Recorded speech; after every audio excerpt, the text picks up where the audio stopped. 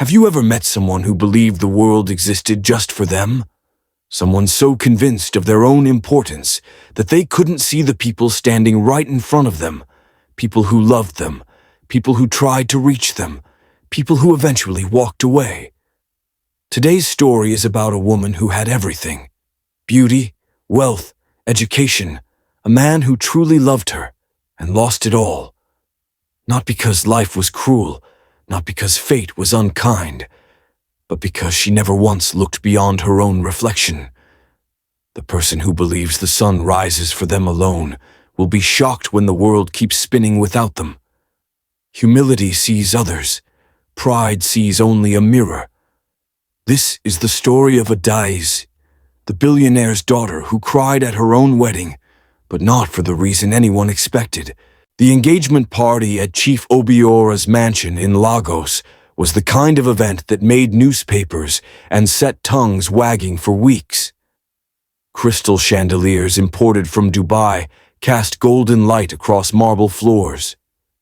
A live orchestra played soft high-life music while waiters in white gloves served French champagne to 500 guests dressed in their finest aso oke and agbada. And at the center of it all stood Adaeze, 28 years old, and utterly convinced she was the most important person in any room she entered. Her custom gown, designed by a man flown in specifically from Milan, hugged her figure like it was painted on. A 7-carat diamond sparkled on her finger as she gestured dramatically, telling anyone who would listen about herself, her connections, her plans, her importance. Near the fountain, a man stood alone watching her. Chukwuemeka was quiet where she was loud, humble where she was boastful.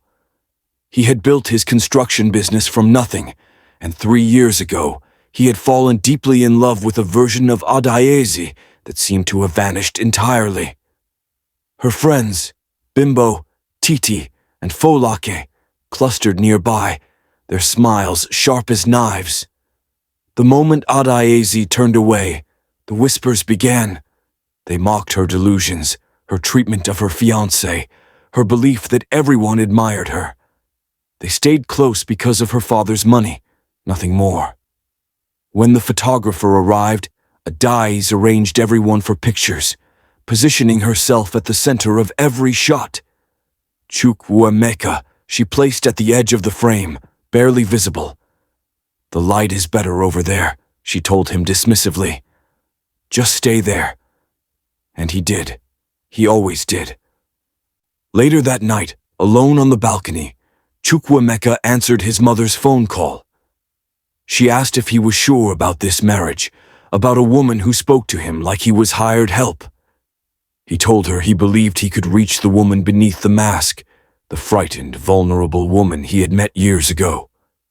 His mother's response was gentle, but heavy with warning. "Love cannot change someone who refuses to see themselves, my son. Remember that. Before we dive in, can I ask you for a quick favor? This story took days of effort. Writing, recording, editing, every moment crafted with care. Supporting me doesn't cost a thing, but it means the world. So if you enjoy what you're seeing, tap that like button, subscribe if you haven't yet, and drop a comment with your location. I'd love to know where you're tuning in from. I read every single one, and I'll be shouting out some of you in the next video. All right, let's get back to the story. 3 years earlier, before the diamonds and the engagement parties, there was a different Adaeze. She sat alone in a small cafe in Victoria Island, tears streaming down her face. Her father had just humiliated her publicly at a family gathering, calling her useless in front of everyone for failing to complete her master's degree. A stranger noticed her crying. He didn't know she was Chief Obiora's daughter. He didn't care about her family name or her father's wealth.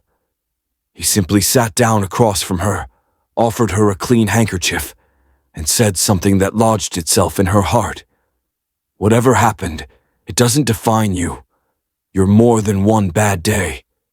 For one precious moment, her walls crumbled, She looked at him, really looked at him, and whispered her thanks. That was the woman Chukwuemeka fell in love with. That was the woman he had been searching for ever since. But the woman planning this wedding was someone else entirely. She sat with her wedding coordinator, rejecting every suggestion that wasn't her own idea. When someone mentioned that the groom hadn't been consulted, she waved it away with a laugh. Chukwuemeka doesn't have taste, she said. He grew up in a village. I'm doing him a favor by handling everything. When Chukwuemeka arrived to review the plans, Daisy barely acknowledged him. She pushed documents across the table without looking up. Just sign where they tell you. I've already decided everything. He signed, but something in his eyes died a little that day. That night he tried one last time to reach her. He asked if she remembered the cafe, the day they met, the woman she had been. She barely glanced up from her phone, scrolling through wedding dress photos. That wasn't the real me, she said dismissively. This is the real me, successful, confident, in control. He asked if this was truly her, or just a mask she wore because she was afraid to be vulnerable. For just a moment, something flickered across her face. Recognition, perhaps fear. Then it vanished behind her perfect smile.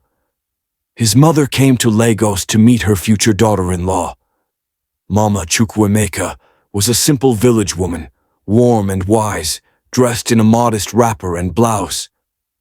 Adais treated her with barely concealed contempt, directing her away from the good chairs, speaking to her like staff. After Adais left the room, Mama pulled her son aside.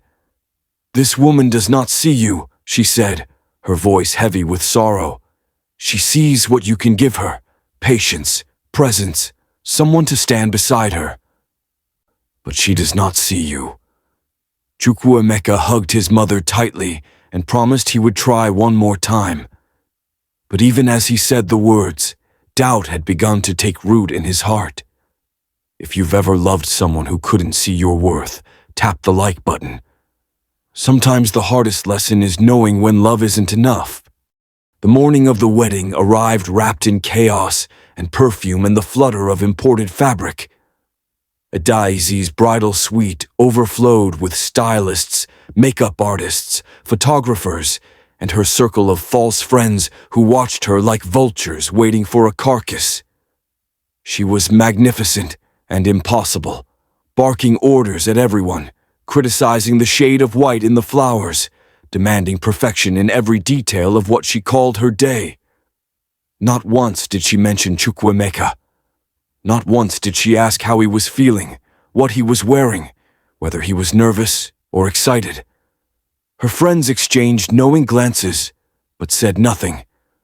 In the groom's suite, a different scene unfolded. Chukwuemeka stood before the mirror, but he wasn't admiring his reflection. His best man, Obinna, watched him with growing concern. You don't look like a man about to marry the woman he loves, Obinna said quietly. Chukwuemeka's response came slowly, each word weighted with 3 years of hoping and waiting. I love who she could be. I've been waiting for her to become that person. Obinna asked the question that hung in the air between them. And if she never does? The silence that followed was answer enough. 1 hour before the ceremony, disaster struck, at least in Adaizi's mind. Her second-choice earrings had arrived instead of her first choice. The difference was invisible to everyone else, but to Adaiz, it was catastrophic. She burst into dramatic tears, wailing that her day was ruined, that everyone would notice, that she couldn't possibly walk down the aisle looking like this. What would you do if you were waiting at that altar, watching the minutes tick by, realizing the woman you loved was crying over earrings while you stood there wondering if she had ever truly seen you? The ceremony was delayed 30 minutes, then an hour, then 2. 500 guests grew restless. The imported flowers began to wilt in the Lagos heat. And at the altar, Chukwuemeka stood perfectly still, a terrible clarity settling over him like a shroud. He asked Obina a simple question. In 3 years, has she ever asked about my dreams, my fears, my mother's health, anything about me? Obina's hesitation told him everything. He asked another question. Did she once ask what I wanted for this wedding? The answer was no. It had always been no. Chukwuemeka didn't storm out.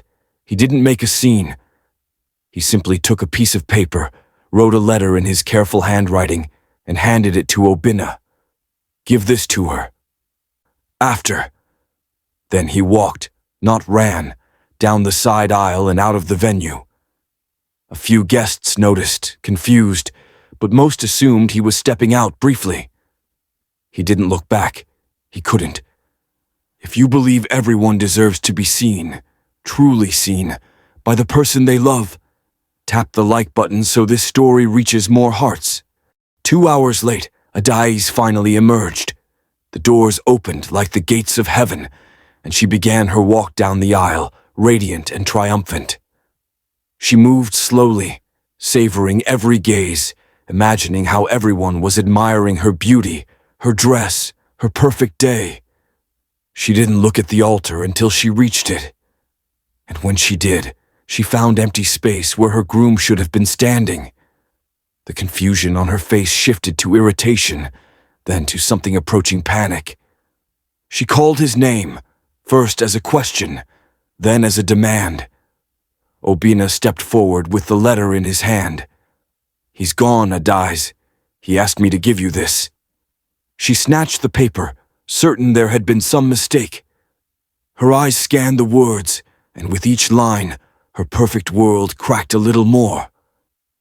He wrote that he had loved her for 3 years, not the woman she showed the world, but the woman from the cafe who was afraid and alone and let him see her pain.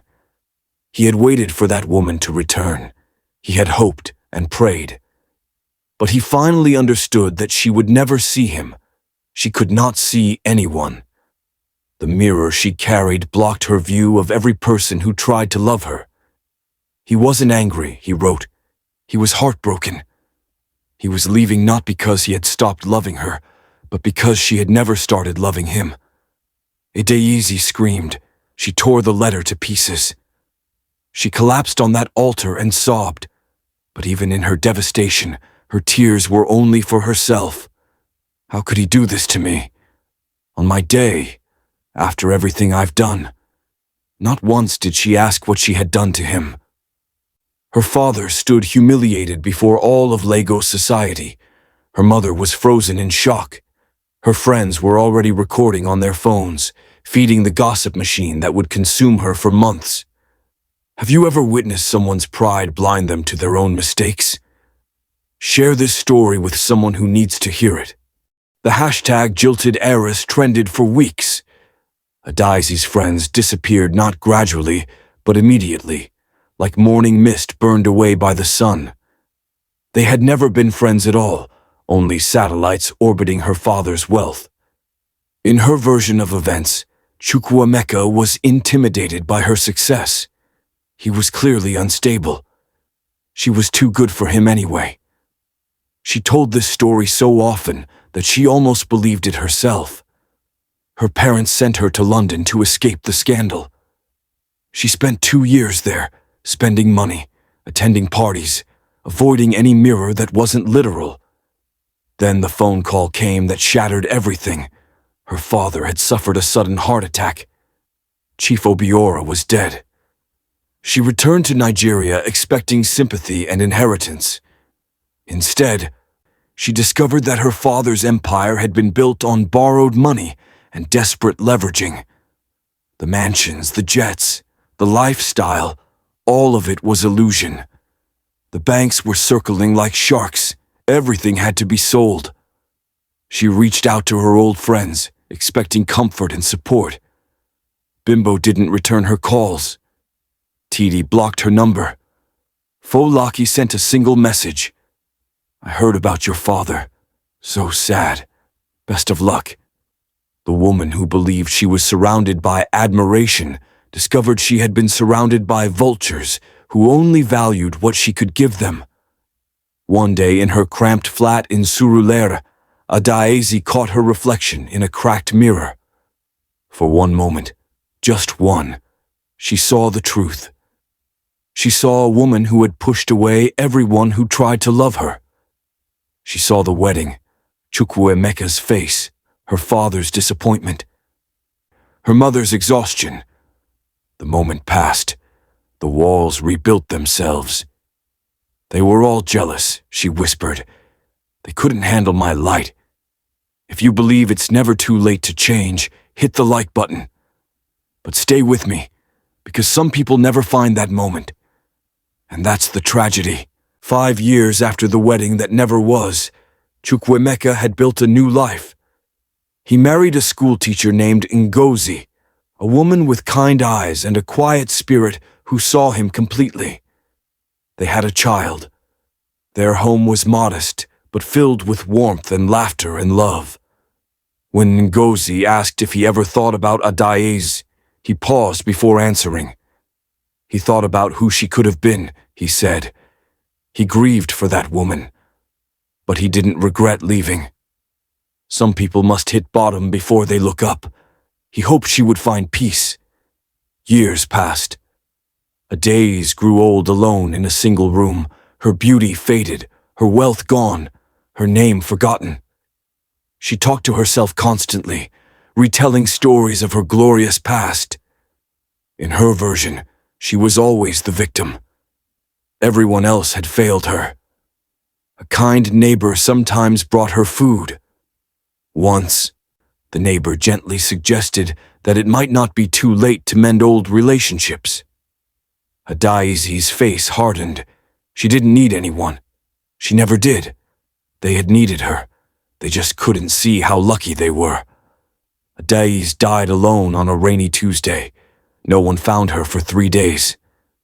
At her small funeral, only a handful of people attended. The neighbor, a distant cousin, a priest who had never met her. No one cried. But here is the final truth of this story.